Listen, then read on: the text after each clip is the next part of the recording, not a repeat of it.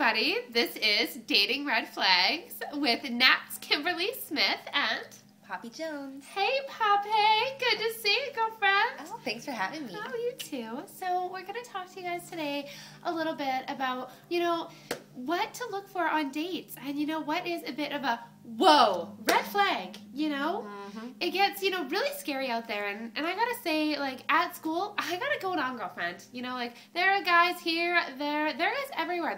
They're all over me. And unfortunately, they're disgusting. Yes, I had to date a lot of frogs before I got my prince, and now I'm pre-engaged to be engaged to Hollister Barrington. I'm so jealous. I can't even contain myself. Poppy. You'll get there. I know. I just, in the meantime, I go out on this date this weekend, and this guy, we're having a good time, and then all of a sudden, his phone rings, and I'm like, okay, you can get it. That's okay. I'll wait. And it's his mom, and she's like, baby, I miss you. When are you coming home? And the next thing you know, he's crying. Don't put up with that. Red flag. Who's gonna cry on our first date about missing your mommy? It was such a turn off right then and there. I decided that I was done with him, and I went to the next. But they're just no better than the last. Yeah. One of my red flags is dirty welders. They do not shower. You think they're like, oh yeah, I'm a big shot. I'm a second year. Nuh-uh. You still have to shower. You still have to dress nice. You still have to wear shoes. Okay? No shoes, no shirt, no service. Yeah, definitely. I totally hear that, girlfriend. And it's really disappointing because even if they do show up on time, which is very rare, and you get there and he's actually wearing shoes and wearing, socks and stuff like that, and maybe even a shirt, then all of a sudden the bill comes and he's like, whoa, waiter, could you actually split this in half? Could you divide this? How do you divide the bottle of wine that we had? What? I pay for 2 glasses and you pay for 2 glasses? You drank more than I did.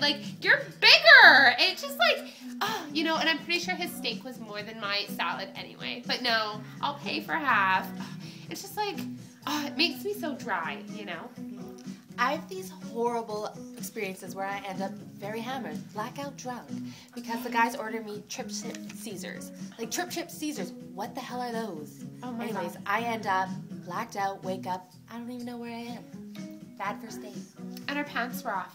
She was naked practically. Everything from the waist down, it was just out. And she didn't even know what happened. Sorry, Poppy. They need to know. They need to know what to look for. Might have been too much. Poppy, we got to help these young girls out there looking for that special guy. Okay, moving on. That special guy. Now you're in the bedroom and you see a display of sex oils and lubes and different flavors. Red flag. Run away. Just get out there. Do you really want to be a part of those sex oils? You want your mix in their mix. Like some sort of weird sex voodoo. No. What about when you don't even know how you got to the bedroom? What about when he's ordering you those Trip Caesars, and then the next thing you know, he's pulling a bag of ecstasy out of the back of his pocket, and he's not offering you 1, but 5, to go along with your trips. You want to do maybe 5 pills of ecstasy? You want to go to my big pickup truck and snort some heroin, perhaps, while we're at it? Why? See, a bad first date. Right. Don't do that. That's wrong. Seriously. I know, right? No, once or twice, okay? It happens, right? It does! It's like a gangbang. You think it's a good idea at the time, and then, no, you're walking funny. Bad idea. Man. Where did you go? All right, you know what? Fellas, here are some ways you can tell a girl doesn't want to fuck you. Well, a good example of girls who don't want to fuck you is they show up with these huge, gigantic purses that are mini suitcases.